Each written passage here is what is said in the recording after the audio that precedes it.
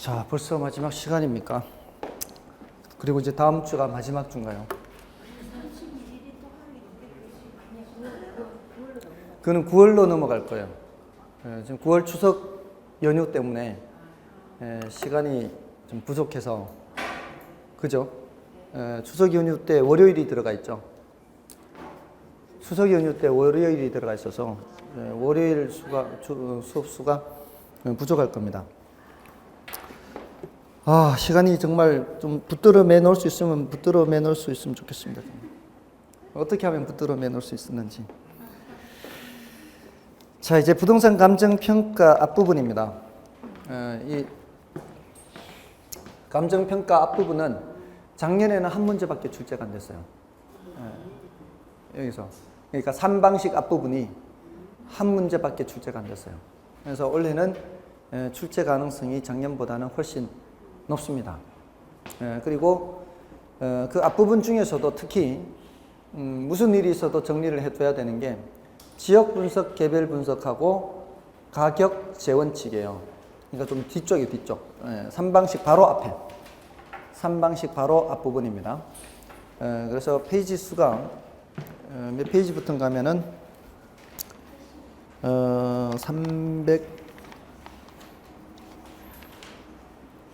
362쪽부터 362쪽이 11번이죠. 11번부터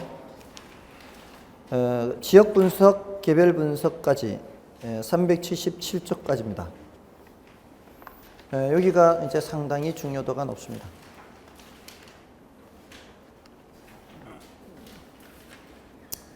왜냐하면은 일단 가격 재원칙은 거의 해마다 출제되던 파트였어요. 근데 작년에 출제가 안 됐어요. 그러니까 올해 출제 가능성이 상당히 높은 거고요. 그다음에 지역 분석, 개별 분석은 최근 몇 년간 쉬었어요. 최근 몇 년간 쉬었는데 이게 중요도가 높은 단원이거든요. 그런 거는 이제 굉장히 출제 가능성이 높다라고 볼 수 있어요. 이게 확률적으로 그럴 수밖에 없다는 거예요. 이게 여러분들 저는 통계치를 굉장히 믿는 편입니다. 통계치를. 그게 사실은 말입니다. 통계라는 게 그 확률 싸움이잖아요. 그러면은 예를 들어서 지금 동전 던지기 하면은 2분의 1의 확률이죠. 2분의 1의 확률인데 10번을 던져서 앞면이 한 번이라도 나오면은 이기는 게임이라고 생각해 보세요. 앞면이 한 번이라도 나오면 이기는 게임. 근데 9번 던졌어요. 지금까지 10번 중에 9번을 던졌는데 한 번도 앞면이 안 나왔어요. 운이 정말로 지지리도 없는 거죠. 그러면 마지막 한 번 던졌을 때 앞면이 나올 확률이 높을까요? 아니에요. 어차피 앞면이 나올 확률은 2분의 1이에요. 그때 각각에 대해서는. 근데 그 전체 10번에서 한 번도 앞면이 안 나올 확률은 굉장히 적다는 거죠. 그래서 지금까지 출제 경향으로 봤을 때 몇 년간 쉬었어요. 지금 중요한 단원인데 지역 분석, 개별 분석이 한 3년을 쉬었단 말이에요. 그러면은 확률적으로는 상당히 높다는 거죠. 그러니까 그렇게 하는 수밖에 없는 거예요. 그렇지 않습니까? 그리고 해마다 출제되던 게 작년에 안 나왔어요. 그러면은 원래 출제 가능성이 높다는 거예요. 그런 식으로 판단할 수밖에 없지. 제가 무슨 도사 빤스 입은 것도 아니고 그걸 무슨 제가 그걸 점치듯이 할 수 있는 것은 아니죠. 그러니까 출제 가능성이 높다 낮다라는 것은 지금까지 그런 출제 경향으로 봤을 때 판단하는 것이지 다른 어떤 주관적인 것을 개입할 수가 없잖아요. 객관적인 것을 놓고 얘기할 수밖에 없는 겁니다. 그래서 그렇게 말씀을 드리는 겁니다. 자, 근데 앞부분, 그보다 더 앞부분은 이제 감정평가 분류와 관련되는 거죠. 감정평가 분류. 여기는 이제 현조, 기소, 1구부 하는 거 있죠. 현황평가, 조건부평가, 기한부평가, 소급평가 이렇게. 현황평가와 조건부평가, 기한부평가와 소급평가. 여기 이제 현황평가가 원칙이죠. 조건부평가가 예외적이고요. 그래서 현황평가 원칙이라는 얘기는 이제 현재 상태대로의 평가를 하는 것이 원칙이라는 얘기고요. 이게 예외적이고, 얘네들은 모두 다 예외예요. 기준 시점에 대한 예외죠. 기준 시점이라고 하는 것은 뜻은 뭐예요? 뜻은 기준 시점의 의. 요거는 감정평가의 기준이 되는 날짜예요. 기준이 되는 날짜고, 그 기준 시점의 원칙은 언제예요? 가격조사 완료일이에요. 예외적으로 어떻게 할 수 있어요? 예외적으로 미리 정할 수 있어요. 뭐보다 미리? 완료하기 전에 미리. 가격조사를 완료하기 전에 미리 조사를 정할 수 있다. 근데 미리 정하는 시점이 미래 일정 시점이면 기한부평가, 과거 일정 시점이면 소급평가, 이렇게 된다는 겁니다. 그 다음에 일구부한 게 있죠. 일괄평가, 구분평가, 부분평가. 얘네들은 모두 다 예입니다. 원칙이 뭐고요? 원칙은 개별평가예요. 대상 물건마다 하는 게 개별평가입니다. 근데 일괄평가하면은 어떤 단어가 나와야 돼요? 일체로 거래되거나 이런 키워드가 나오는 거예요. 또 용도상 불가분관계, 이렇게. 부분평가는 일부분만 하는 거고, 구분평가는 가치를 달리하는 부분이 있는 경우, 이렇게. 이게 키워드. 이거는 부분만 평가하는 거예요. 부분만. 평가의 특수한 목적이나 합리적 조건이 수반되는 경우 그 일부분만 평가하는 경우입니다. 그래서 지금 이런 정도가 감정평가 분류고요. 다음이 이제 가격과 가치 이론이 들어가고, 그 다음에 가격 재원칙이 들어가는 겁니다. 오늘은 아마 가격 재원칙까지밖에 하지 못할 것 같고요. 지역 분석, 개별 분석은 다음 주에 하도록 해야 될 것 같습니다. 계속 약간씩 진도가 늦었는 것이, 그래도 조금은 진도를 좀 따라온 듯 합니다. 자, 350쪽에 오셔서요. 350쪽에 351쪽에서는 3번은 별로 중요한 것은 아닙니다. 1번, 2번을 보겠습니다. 자, 일단 현조기소 1구부 요게 좀 더 중요하고요. 그 외에 이제 이런 평가가 있죠. 공적 평가냐, 공인 평가냐. 공적 평가냐, 공인 평가냐, 또는 법정 평가냐, 법에 정한 대로, 그다음에 그 공익 평가냐, 사익 평가냐, 뭐 이런 식으로. 필수 평가냐, 임의 평가냐. 필수 평가는 이쪽에 가깝고요. 임의 평가는 이쪽에 가깝죠. 이런 여러 가지 것들이 있다는 겁니다. 그 중에서 공적 평가는 여기 뭘 집어넣으라고요? 공적 기관이 하는 평가다. 이렇게. 이거는 이제 국가나 국가나 공공단체로부터 자격을 부여받은 개인이 하는 평가가 공인평가다. 이런 구분입니다. 1번을 보시면은요, 감정평가에서 토지 등의 경제적 가치를 판정하여 그 결과를 가액으로 나타내는 것으로서 그와 관련된 전문가의 판단이나 의견을 포함하여 정의하기도 합니다. 그 다음에 공인평가는 국가 또는 단체로부터 자격을 부여받은 개인이 평가의 주체가 되는 평가로서 우리나라는 공인평가 제도를 취하고 있죠. 그 다음에 시장가치기준 원칙. 대상 물건에 대한 감정평가액은 시장가치를 기준으로 결정합니다. 다만 법령의 규정이 있거나 의뢰인의 요청이 있거나 또는 평가 목적, 대상 물건의 성격상 시장가치로 평가함이 적정하지 아니한 경우에는 그 목적 성격에 맞는 시장가치 외의 가치로 결정할 수 있다. 요거는 이제 시장가치가 원칙이고 예외적으로 시장가치 외의 가치로 판단할 수 있다는 규정이고요. 그 다음에 현황평가는 대상 부동산의 상태, 구조, 이용 상황, 제한 물건의 부착, 점유 상태 등의 현황이 있는 그대로 평가하는 것을 말하며 건부지 평가는 이에 해당한다. 건부지 평가는 지금 상태대로 평가하는 거죠. 다음에 기준 시점입니다. 감정평가의 기준이 되는 날짜를 말하며 원칙적으로 기준 시점은 가격조사 완료일이 되며 이는 예측의 원칙이 그 근거가 된다. 예측의 원칙이 아니라 변동의 원칙이죠. 이건 가격제 원칙에 연결되는 거고요. 이번에 기준 시점에 대해서 나오죠. 기준 시점은 중요합니다. 용어 자체가 중요해요. 이거 근데 중요하다고 하는데도 사람들이 이제 문장 속에 들어가면 이거 꼭 못 찾아내요. 잘 현재 시점 이러면 안 돼요. 현재 시점하고 기준 시점은 다른 개념이에요.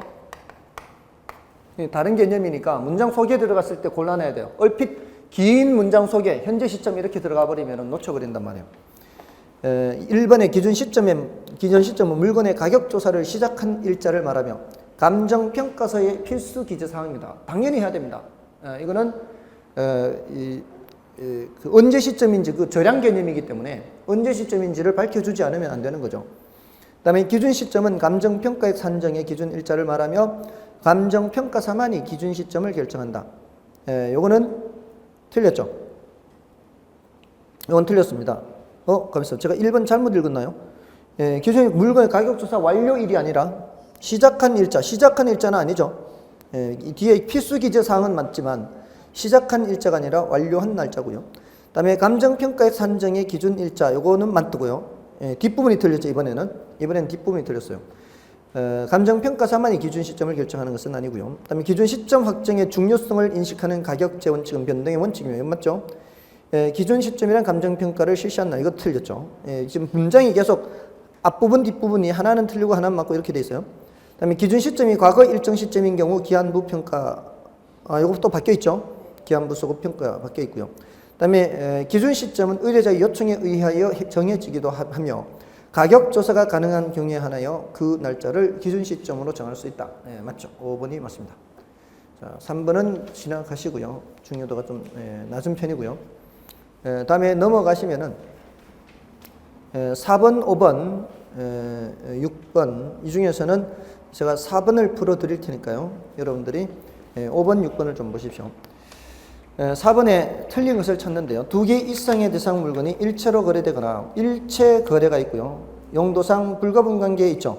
이런 무슨 평가? 일괄 평가고요. 그 다음에 한 개의 대상 물건이라도 가치를 달리하는 부분 구분하여 평가할 수 있죠. 이 경우 감정평가서에 그 내용을 기재해야 되고요. 그 다음에 일체로 이용되고 있는 대상 물건의 일부분에 대하여 특수한 목적 또는 합리적 조건이 수반되는 경우에는 대상 물건의 일부 평가가 가능하죠.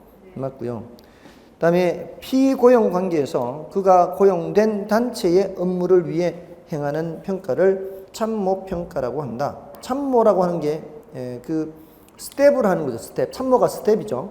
그 단체 업무를 위해서 자기가 주도적으로 하는 것은 아니고요. 맞고요. 다음에 부동산 가격을 시장 가격과 달리 구할 필요가 있는 경우에 그 평가 방법을 법률에 규정해 정해놓고 했죠. 법에 정해놓고 뭐예요 이게? 법정평가예요. 법정평가. 그래서 5번 틀렸습니다. 나머지는 이제 여러분이 좀 봐주시고요. 넘어가십시오. 7번을 보십시오. 7번 이와 같은 그림을 그려드린 적 혹시 있나요? 다음 두 토지 중 A 토지 소유자가 B 토지를 매입하여 하나의 획지로 이용하고자 한다. 제가 보통 그려드렸을 때는 맹지와 앞부분 이렇게 했었죠. 하나의 획지로 이용하고자 한다. 이때 하나의 획지로 이용함으로써 증분가치가 발생한다고 한다. 이와 관련하여 다음 중 틀린 것은 자, 증분가치가 발생한다면은 이제 여기에 시장가치 외의 가치가 적용될 수가 있는 상황입니다. B 토지를 자료형 토지로 한다. 맞고요. 이와 관련된 부동산의 특성은 병합분할 가능성이다. 맞죠?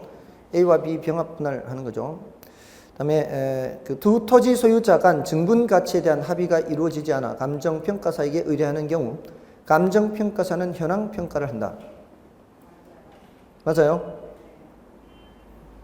현황평가는 뭐예요? 현황평가는 지금 상태대로 평가하는 건데요. 지금 뭘 하려고 하는 거예요? 지금 합해서 쓰려고 하는 거 아닌가요?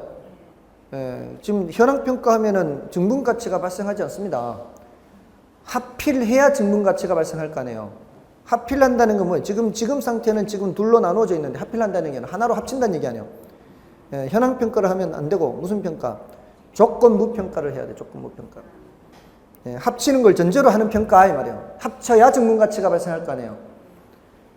그래서 조건부평가입니다. 그 다음에 이 경우 감정평가사는 기여의 원칙을 적용하며 시장가치 외의 가격으로 평가한다. 맞죠? 이 경우에는 시장가치 외의 가치가 적용되는 거예요. 왜냐면은 지금 이 상태잖아요. 지금 현재 이런 상태요. 이거는 땅이 넓이가 얼마 안 돼요. 땅이 넓이가 얼마 안 되는데 1억이고요. 이건 땅이 넓이가 조금 더 넓은데도 뭐 한 8천 정도밖에 안 돼요. 넓이는 넓은데. 자, 이거 두 개 합하면은 3억이 된다고 생각해 보세요. 합할 때 3억. 증분 가치가 얼마 발생해요? 1억 2천이 발생한다고요. 자, 이것이 앞 토지 소유자가 뒷 토지를 8천에 주고 살 수 있겠냐, 또는 뒷 토지 소유자가 앞 토지 소유자한테 1억에 살 수 있겠냐, 이 소리예요. 못 산다고. 그렇게 합하면 3억 된다는 거 아는 두 사람이 머리가 장식이 아닌 다음에야 이거를 그렇게 팔겠냐고, 서로. 그러면 이게 합의를 하지 못하면은 결국은 감정평가사한테 갈 거다, 이 말이에요. 그럼 감정평가사가 평가를 할 때는 이걸 시장 가치로 평가하겠냐고, 이거를. 시장 가치로 평가하겠냐고. 시장 가치, 외의 가치로 평가하는 거죠. 그때 지금 얘가 기여한 부분이 있을 거고 얘가 기여한 부분이 있을 거 아닙니까?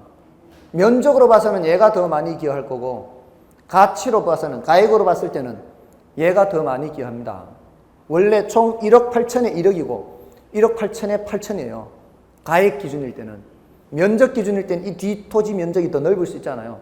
그래서 이 증분 가치를 서로 배분하는 거예요. 배분. 기여의 원칙에 따라, 기여한 정도에 따라 배분할 때 총의 가액 기준으로 할 수도 있고요. 면적 기준으로 할 수도 있고, 여러 가지 이것도 나누는 방법이 또 있어요. 이것도.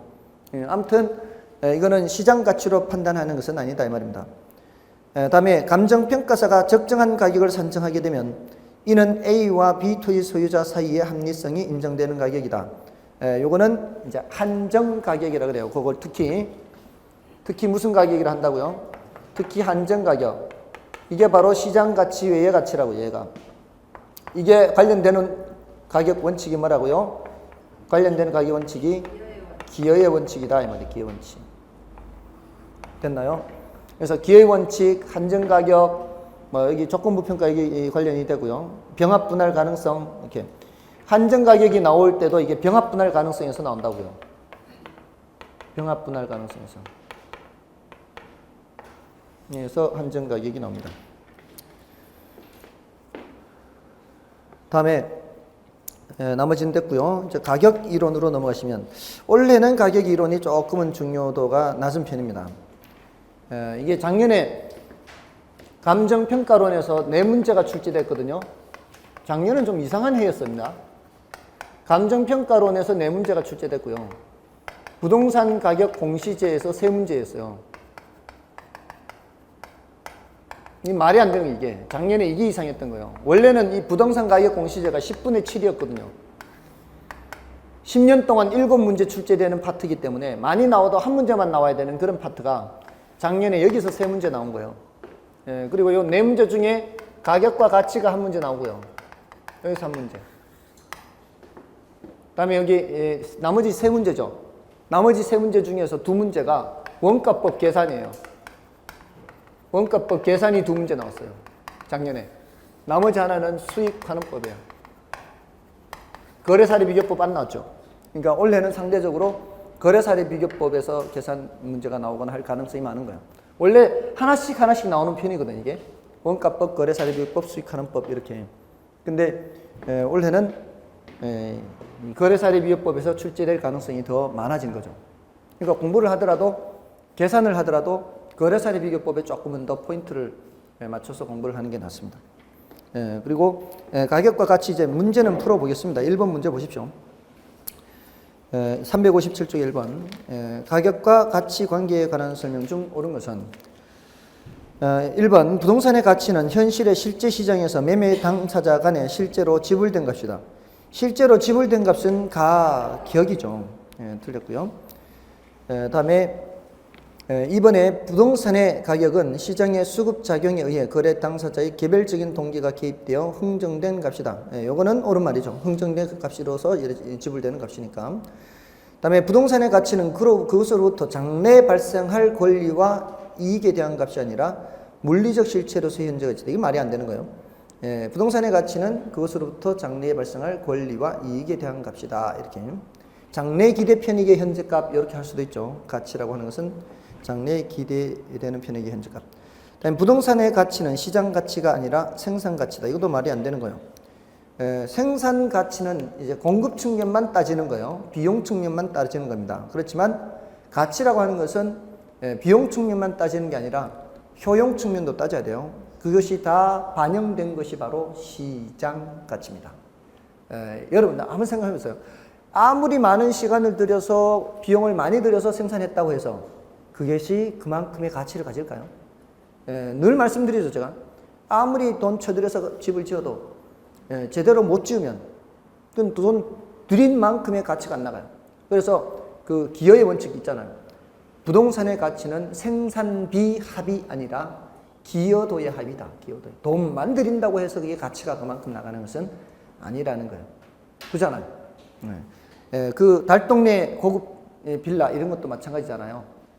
주변 지역은 흐름한데 거기에다가 돈 들여서 지어놔봐야 그만큼 가치가 안 나가는 거예요. 생산비 합이 아니라 기여도예요. 그러니까 비용 측면도 따져야 되지만 사람들의 효용 측면도 따져야 돼요. 수요와 공급이 다 반영된 게 뭐라고요?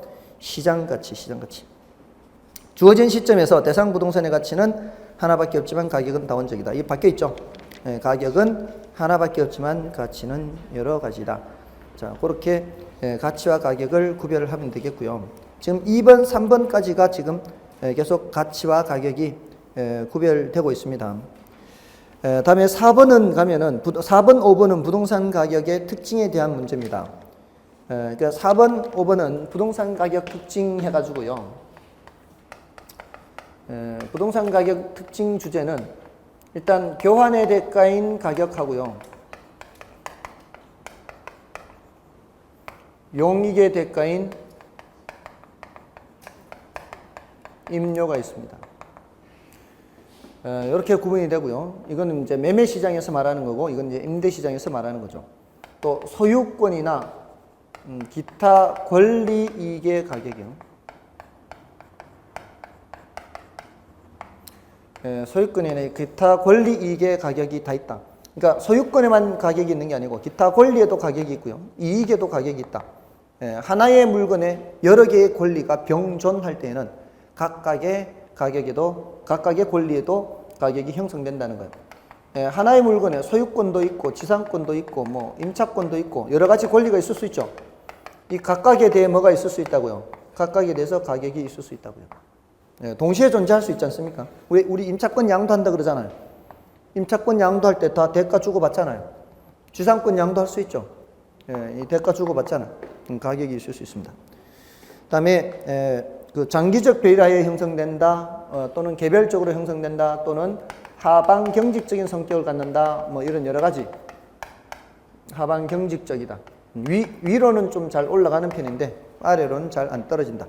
이런 내용들이 가격의 특징과 관련되는 거예요. 그래서 이 중에서는 이제 4번 문제를 풀어보겠습니다. 부동산 가격 이론과 관련된 다음 설명 중 틀린 것은 1번 부동산 가치란 부동산의 소유에서 비롯되는 장래 이익에 대한 현재 가치이다. 장래 이익에 대한 현재값 맞죠? 그다음에 두 개 이상의 권리 이익이 동일 부동산에 병존할 때는 각각의 권리 이익에 대해서 그 가격이 형성되지 않는다. 2번 틀렸네요. 그다음에 3번은 가치는 화폐를 매개로 하여 가격이 되므로 가격은 가치의 화폐적 표현이다. 따라서 부동산 가치가 상승하면 가격이 상승하는 것이 일반적이다. 맞고요. 그다음에 재화의 가격은 수요 공급에 의해서 결정되고요. 일단 결정된 가격은 다시 수요 공급에 영향을 미치는데 이를 가격의 이중성이라고 하고요. 부동산의 경우에도 당연히 가격의 이중성이 성립합니다. 요거는 수요 공급의 원칙과 관련됩니다. 가격의 이중성은 수요 공급의 원칙에 관련돼요. 그럼 수요 공급의 원칙이 뭐냐 하면 어떻게 해요? 수요 공급에 의해서 뭐가 결정되고 가격이 결정되고 결정된 가격은 다시 수요 공급에 영향을 미친다. 이렇게 하면 되겠습니다. 다음에 5번은요. 부동산 가격은 일반적으로 교환의 대가인 협의의 가격과 용익의 대가인 임료로 표시되며 가격과 임료는 원본과 과실의 상환관계에 있습니다. 여기서 말하는 과실이 바로 법정 과실이죠. 법정 과실에 임료가 있고 또 뭐가 있어요? 이자가 있죠. 이자. 5번은 여러분이 보시고요. 그다음에 넘어가시면 이제 시장 가치라는 게 있죠. 시장 가치. 자, 이 시장 가치 개념은 좀 참고로 알아두시면 좋겠습니다. 이거는 이제 대상 부동산의 내용에 정통한 당사자 사이에서 성립돼야 되고요. 그리고 당사자 간의 자발적인 의사로 합의될 수 있는 매매 가능한 가격이고요. 그리고 매매 당사자가 대상 부동산의 경제적 가치나 시장성에 신중하게 판단한 후에 성립될 가능성이 가장 높은 가격이고요. 그다음에 부동산 시장에서의 가격 형성은 출품 기간이 길수록 또 되게 틀렸어요. 적당해야 돼요. 길어도 안 되고 짧아도 안 되고 적당해야 됩니다. 그거를 표현할 때 충분한이라고 표현하거든요. 충분한 기간 거래 시장에 공개된 후, 충분한 기간 거래를 위하여 충분한 기간 공개된 후 이렇게 얘기하는데 이걸 오해를 하면 안 돼요. 이 충분한 기간을 장기로 오해하면 안 돼요. 적당한 기간입니다. 그러니까 혹시 여러분들 영어 단어 중에서 adequate이라는 단어 아시나요? adequate이 번역이 될 때 충분한으로도 번역이 되고요. 적당한으로도 번역이 돼요. 그 적당한이라는 의미의 충분한이라는 뜻입니다. adequate. 그 단어를 뜻하는 이게 충분한 기간이. 다음에 그 매매 당사자의 의사에 반하여 강요되지 않은 상태에서 매매 가능한 것이다. 맞죠? 제가 요거 시장 가치를 말씀드릴 때 민법 개념을 말씀드린 적이 있어요. 민법에서 의사와 표시가 불일치해도 안 되고요. 하자 있는 의사 표시가 돼도 안 되고요. 궁박 경솔한 상태가 있어서도 안 되고요. 그런 거 말씀드리는데 민법에 그런 얘기 나오죠. 무경험, 궁박, 경솔 이러면 안 되고요. 의사와 표시에 불일치가 있어도 안 되고 하자 있는 의사 표시도 안 되고 됐죠? 그게 시장 가치입니다. 그렇게 생각하면 돼요. 다음에 7번, 8번, 9번, 10번 자 이런 내용들은 가치 형성 요인, 가치 발생 요인과 관련돼요. 요거는 이제 어쩌다 이제 뭐 한두 번 출제되는 주제인데 누가 누구한테 영향을 미친다고요? 형이 동생한테 영향 미친다 그랬죠. 형의 이름은 뭐고요? 형의 이름은 일지계라 그랬죠. 일지계. 동생 이름은 유상유 또는 효상유라 그랬죠. 유용성 또는 효용성이죠. 유용성 또는 효용성. 그 다음에 상대적 희소성. 그 다음에 유효수요.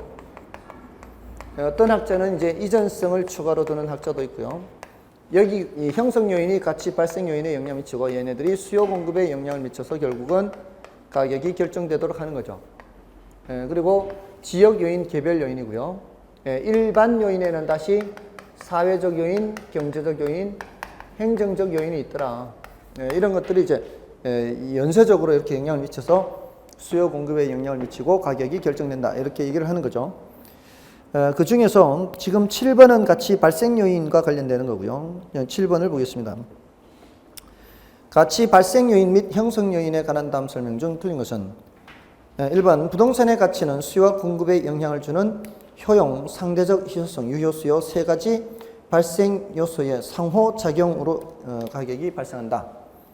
맞죠? 맞나요? 근데 이제 추가로 이전성을 드는 사람도 있기는 해요. 근데 보통 그 세 가지, 효용, 상대적, 유효수 세 가지를 얘기하고요. 그 다음에 유용성 또는 효용이라고 하는 것은 인간의 필요나 욕구를 만족시켜 줄 수 있는 재화의 능력으로서 그 부동산의 쾌적성, 수익성 등을 말한다. 그 쾌적성은 이제 주로 주거용 부동산의 경우고요. 수익성은 상업용 부동산의 경우가 되겠죠. 그 다음에 부동산은 물리적 측면에서 절대적인 희소성이 있으나 용도적인 측면에서 경제적 공급량이 문제되므로 희소성은 상대적 희소성이다. 이렇게 얘기를 합니다. 그래서 맞는 말이고요. 그 다음에 가치 발생 요인에 영향을 주는 요인을 가치 형성 요인이라 한다. 가치 형성 요인 중 지역 요인은 대상 부동산의 가격 형성을 개별화, 구체화시키는 요인이다. 여기 틀렸죠?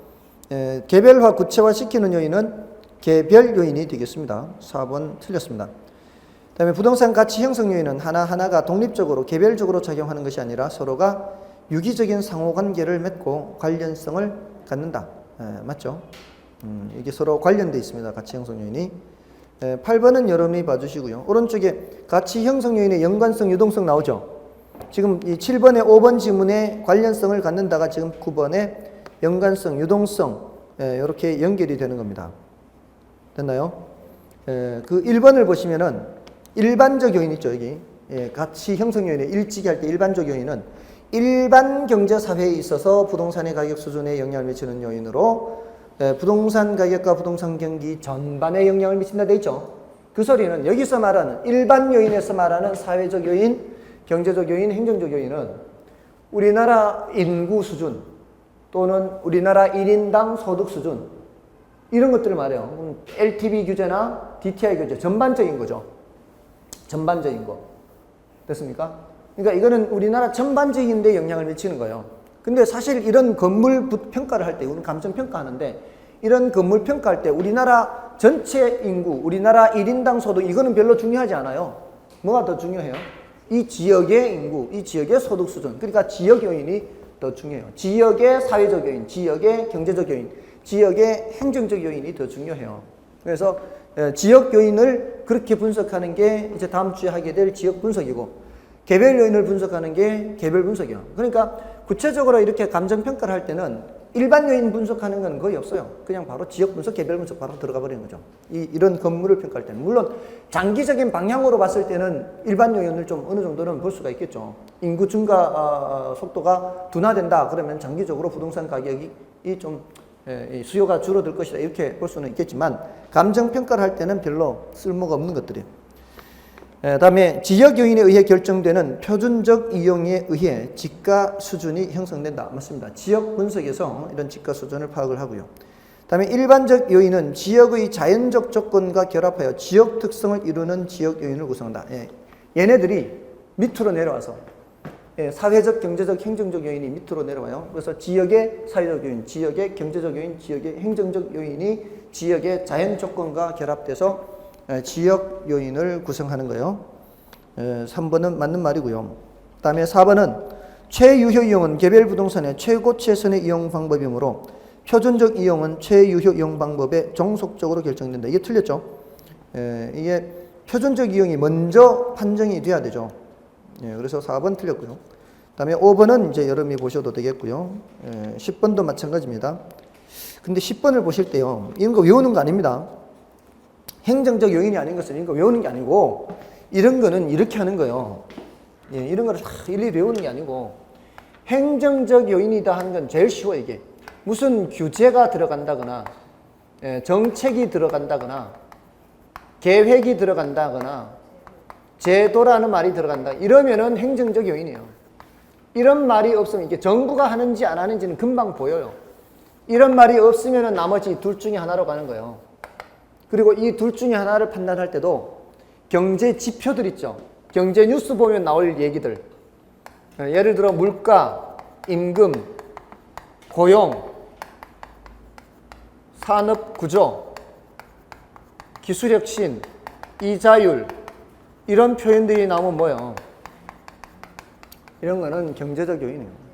그렇게 범주로 나누어서 이해를 하고 공부를 해야지 하나의 항목들을 다 외우고 하면 한도 끝도 없죠. 만약에 저렇게 안 해서 틀리면 할 수 없는 거고 이게 뭐 매년 묻는 것도 아니니까. 자, 이제 오늘 마지막 주제예요. 11번부터 이게 가격 재원칙이에요. 11번부터 지금 그 기출문제 빼고는 19번까지 있는데 제가 5가지를 일단 중요하다고 말씀을 드렸었죠. 그 5가지가 뭐였었나요? 5가지가 균형의 원칙, 최유효 이용 원칙을 중심으로 해서 최유효 이용 원칙의 내부 관련 원칙으로 뭐가 있습니까?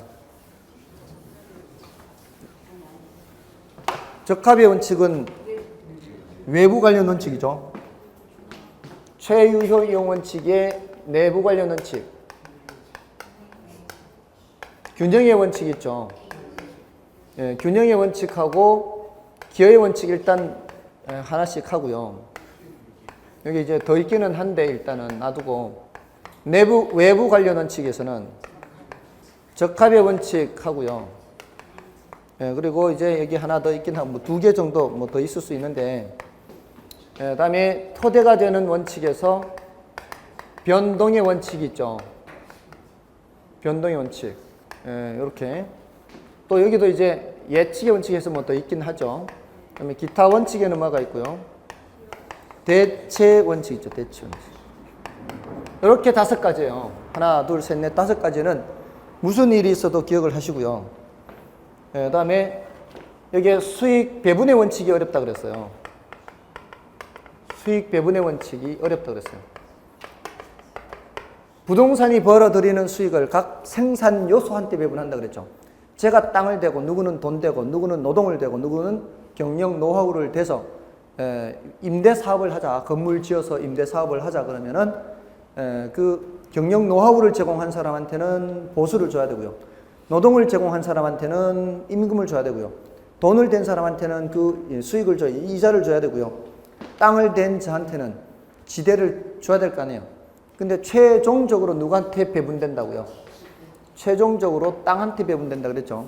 토지의 부동성 때문에. 다른 생산 요소는 이동이 가능하기 때문에 먼저 줘야 돼, 먼저. 그다음에 여기에 있는 것 중에서 경쟁의 원칙 있죠. 경쟁의 원칙 하면은 초과이윤을 빼고 설명할 수 없다 그랬어요. 초과이윤이 발생하면은 경쟁이 발생하게 되고요. 초과이윤이 발생하니까 경쟁이 발생하는 거예요. 경쟁에 의해서 뭐가 사라지게 돼요. 초과이윤은 사라지게 돼요. 그래서 특히 수익환원법 얘기할 때 지금 어떤 부동산이 만실로 계속 막 1년 가까이 가고 있어요. 1년 이상. 공실 없이. 근데 이거를 앞으로 이 건물이 철거될 때까지도 계속 만실이 유지될 거라고 생각하면 안 되죠. 그런 상황이 되면은 누군가가 분명히 그와 같은 건물을 옆에 지을 겁니다. 그러니까 지금 현재 만실이라고 해서 앞으로도 만실로 하지 말고 적당한 공실을 반영을 해야 된다 이 말이에요. 그렇게 하는 게 바로 이 경쟁의 원칙을 고려하는 겁니다. 그럴 때 써먹는 거예요. 어느 정도의 공실은 고려하라는 얘기입니다. 초과이윤은, 그런 상황은 초과이윤이 발생하는 상황이기 때문에. 다음에 여기 뭐가 있어요? 여기 예측의 원칙 뭐 이런 거 있죠. 예측 원칙. 이런 거는 뜻만 알아도 되는 정도고요. 굳이 더 한다면 여기 뭐예요? 수익 체증 체감 원칙. 이건 안 어렵습니다. 이 단어 뜻이 안 어려워요. 리카르도의 차액지대로 체증 체감. 이게 리카르도의 차액지대로 할 때 수학 체감의 법칙도 이런 얘기입니다. 그래서 이제 각각의 이제 특징적인 거죠. 균형의 원칙은 기능적 감가와 관련되고, 기여의 원칙은 추가 투자의 적부 판단할 때 관련되고, 아까 한정 가격 할 때 관련이 되고요. 적합의 원칙은 경제적 감가, 경제의 원칙은 뭐 초과이윤 뭐 이런 식으로, 변동의 원칙은 기준 시점 또는 시점 수정. 자, 이런 식으로. 예측의 원칙도 부동산의 순수익을 예측할 때 지금 당장의 어떤 이용이라기보다는 가까운 장래에 발생할 수 있는 그런 최유효 이용 상태의 순수익 예측해야 되고요. 대체 원칙 하면은 부동산의 가치는 대체 가능한 다른 물건과 상호작용하는 과정에서 형성되므로 다른 부동산과의 관계를 보면서 이 가격이 형성되니까 감정평가 3방식 모두 적용되고요.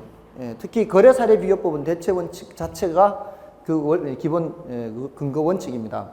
그리고 대체 원칙은 동일한 가격이라면 효용이 높은 걸 선택하고 동일한 효용이라면 가격이 싼 걸 선택하고 이와 관련되는 겁니다. 이건 뭐 이 정도로 하고요. 자, 이제 문제를 좀 풀어보고 마치도록 하겠습니다. 일단 11번을 보십시오. 11번 평가 활동의 지침이 되는 부동산 가격 재원칙에 대한 설명 중 틀린 것은 1번 균형의 원칙이 대내적인 관계일 것이라면 적합의 원칙은 대외적 관계일 것이다. 균형의 원칙이 내부잖아요. 그럼 적합의 원칙은 외부. 맞죠? 그 다음에 감정평가서의 기준 시점의 확정이 필수적 기재사항이 되게 하는 이론적 근거가 되는 것은 기준 시점과 관련되는 건 뭐예요? 변동의 원칙이죠. 변동의 원칙. 그래서 2번 틀렸고요. 그 다음에 최유효 이용의 원칙은 부동산 가격은 최유효 이용을 기준으로 형성된다는 원칙으로서 부동산 고유의 가격 원칙이라 할 수 있다. 자, 요거는 참고로 알아두세요. 부동산 고유의 원칙이다. 요거는 이제 최유효 이용 원칙하고요. 다음에 적합의 원칙이에요. 요거는 용도가 다양하기 때문에 그래요. 요거는 부동성 때문이에요. 동산에는 적용되지 않는다 이 말이에요. 동산에는. 동산은 용도가 다양하지 않죠. 여러분이 갖고 계시는 물건들, 동산 대부분은 용도가 하나밖에 없죠. 근데 부동산은 용도가 다양하기 때문에 그 중에서 가장 적합한 이용을 고려하는 거고요. 동산은 적합의 원칙을 적용할 수가 없어요. 이동이 가능하기 때문에. 부동성 때문에 적합의 원칙이 적용되는 거예요. 다른 거는요, 동산 적용됩니다. 수요 공급 원칙, 동산 적용되죠. 대체 원칙, 당연히 동산 적용됩니다. 수익 체증 체감 원칙, 당연히 적용됩니다. 동산에 적용될 수 있어요. 더 높은 그 생산 요소를 투입할 때 수익이 더 올라가고 내려가고 이게 가능합니다. 다 가능합니다. 근데 저 둘만 고유의 원칙이에요. 참고로 알아두시고요. 그다음에 기회비용의 원칙은 대체 원칙에서 파생된 개념으로 볼 수 있으며, 대체 원칙은 감정평가 3방식의 중요한 이론적 근거가 된다. 요거는 보세요. 이 대체라는 게 뭐예요? 대체. 두 개를 놓고 보는 거죠. 두 개를 놓고. 대체 가능한 두 개를 놓고. 대체 가능한 두 개를 놓고 A를 선택한다는 것은 B를 포기한다는 거죠. 그러면 A 선택의 기회비용이 B가 되는 거고요.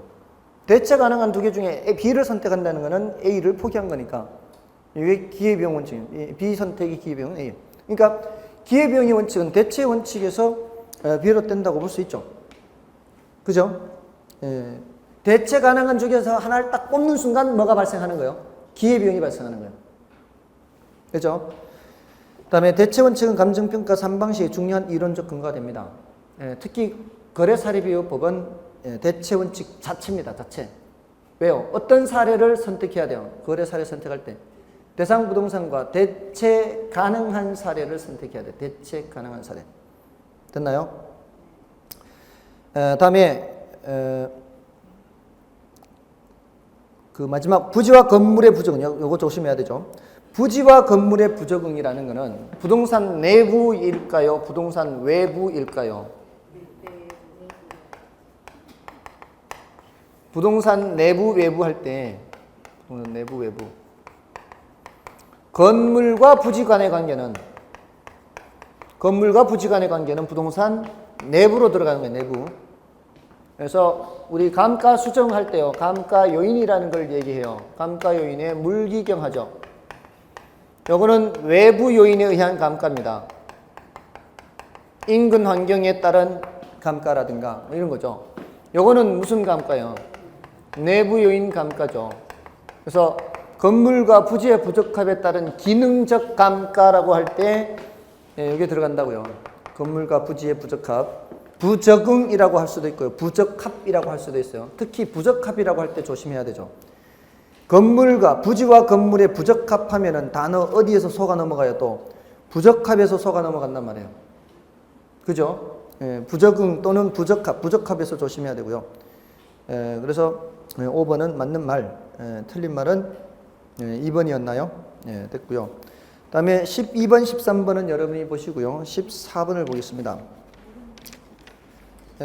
14번은 몇 번요? 12번에 5번이 틀리지 않았어요? 11번에요? 12번. 12번에요. 12번 정답이 5번 틀렸잖아요. 죄송해요. 제 잘못하고. 11번은 2번이 틀렸고요. 11번은. 그래서 14번을 보겠습니다. 14번. 다음 중 부동산 가격 재원칙에 관한 설명으로 옳은 것은 1번 균형의 원칙. 균형의 원칙은 부동산이 가지는 특성은 그것이 시장 수요와 일치되거나 주변의 토지 이용과 어울릴 수 있을 때, 이건 말이 안 되죠. 이거는 외부 관련 원칙이잖아요. 적합의 원칙과 관련되는 이런 내용들이죠. 균형의 원칙과는 관계가 없습니다. 2번의 기여의 원칙은 부동산의 가치는 각 구성 부분의 생산비를 전부 합한 것이다. 말이 안 되죠. 기여도의 합이다. 이렇게 해야 되죠. 그리고 추가적인 투자이익 판단 기준이 되고요. 앞부분이 틀렸네요. 그 다음에 3번의 적합의 원칙은 부동산이 최대의 가치를 구현하기 위해서는 투입되는 생산 요소의 결합 비율, 이러면은 균형의 원칙이죠. 그리고 뒷부분에 경제적 감가의 근거를 제시해준다. 이거 뒷부분 또 안 맞죠? 적합의 원칙과 경제적 감가는 짝이 맞지만 중간이 지금 안 맞는 거죠. 다음에 잉여 생산성의 원칙이 뭔가요? 잉여 생산성의 원칙이 바로 요 놈이에요. 수익 배분의 원칙이요. 마지막에 누구한테 남는다는 얘기예요? 토지한테 남는다. 잉여가 토지한테 남는다는 얘기예요. 그래서 수익 배분의 원칙입니다. 이 수익 배분의 원칙은 부동산의 가치는 공급이 초과할 때 가격이 하락하기 말이 안 되죠 지금. 수요와 공급의 상호작용에 의해서 결정된다. 이거는 뭐예요? 수요 공급의 원칙입니다. 그래서 틀렸고요. 다음에 변동의 원칙은 가치 형성 요인이 끊임없이 변동의 과정에 있으므로 부동산 가격도 이러한 가치 형성 요인의 변동 과정에서 형성된다는 원칙이다. 5번이 정답이 되겠네요. 다음 넘어가셔서요. 15번, 16번 남은 16번 중에 15번, 16번 중에서는 16번을 보십시오. 그 16번에 보시면은 그 기업의 감정평가 3방식 모두 관련되며 특히 사례부동산의 자료를 활용하는 간접법 적용의 근거가 되는 원칙. 이게 뭐예요? 모두 관련되는 것은 대체 원칙이죠. 자, 그러면 3번과 5번 중에 정답이 있고요. 그 다음에 니은의 추가 투자의 적정성 판정과 한정가격 산정과 관련된 원칙은 이 기회 원칙이죠. 그 추가 투자의 적정성만 보면은 수익 최종 체감 원칙도 되죠. 그죠? 거기 한정 가격이 없잖아요. 만약에 니은에 한정 가격이 없으면 3번도 정답이 되고 5번도 정답이 돼요.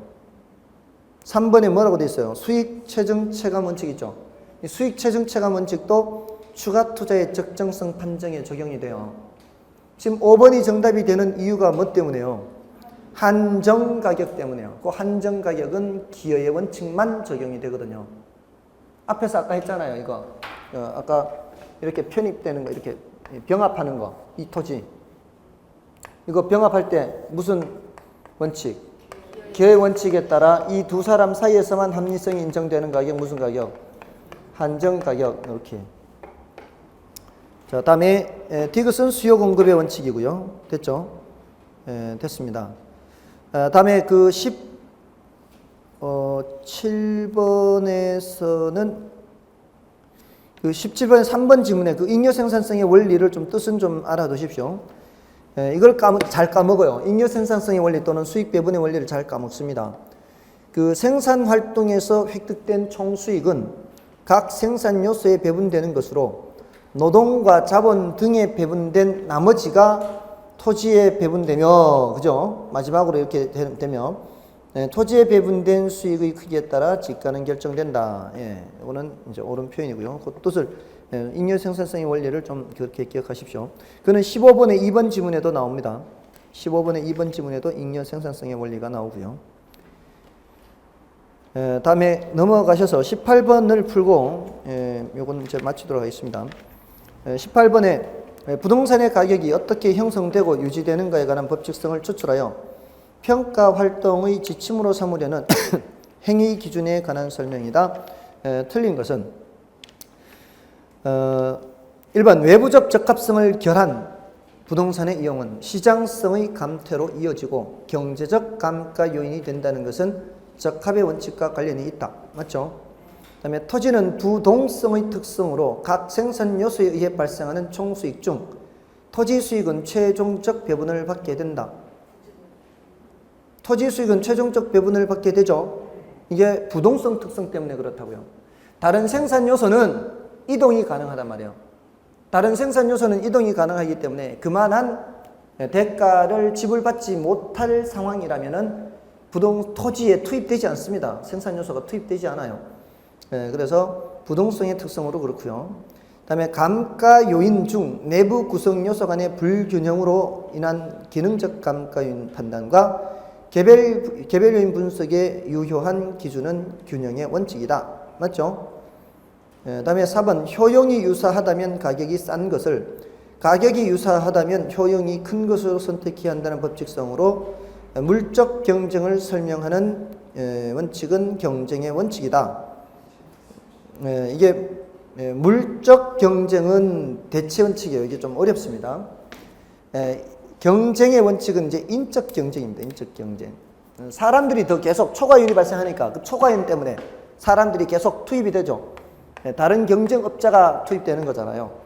대체는 요놈 할 건가 저놈 할 건가, A 물건을 할 건가 B 물건, 대체 가능한 물건들 사이에서 하는 거죠. 이걸 물적 경쟁이라 하고요. 조금 어려운 표현입니다. 그러니까 굳이 어려운 표현이니까 굳이 기억을 그렇게 할 필요는 없습니다. 이게 참고로 알면 되는 거예요.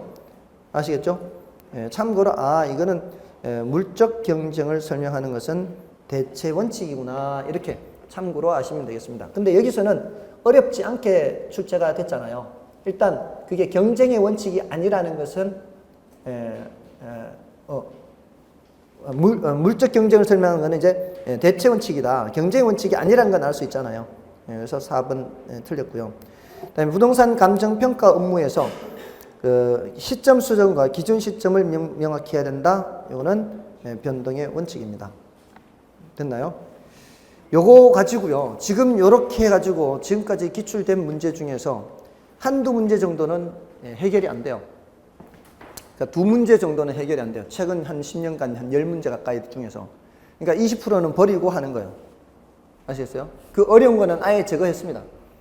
그런 것까지 다 공부한다는 거는 이제 무의미하기 때문에 그런 거는 제거를 했고요. 그래서 그리고 아까 혹시라도 수록은 했지만, 이 문제 수록은 했지만, 아까 매장형 부동산의 그 부지 선정 해석 좀 어렵다 그랬잖아요. 될 수 있으면 이제 그런 것들은 하지 말란 얘기입니다. 그러니까 여기서 한 20, 30%는 버리고 공부하시라 이 말이에요. 다 하려고 하지 마시고. 내가 만약에 20, 30% 정도 틀린다, 문제를 풀다 보니까, 그러면은 지금 합격할 수 있을 정도 실력으로 공부하고 있는 거예요. 이건 다 몰라도 합격할 수 있다 이 말이에요. 아셨죠? 됐습니까? 네. 애쓰셨고요. 다음 주에 뵙겠습니다. 감사합니다.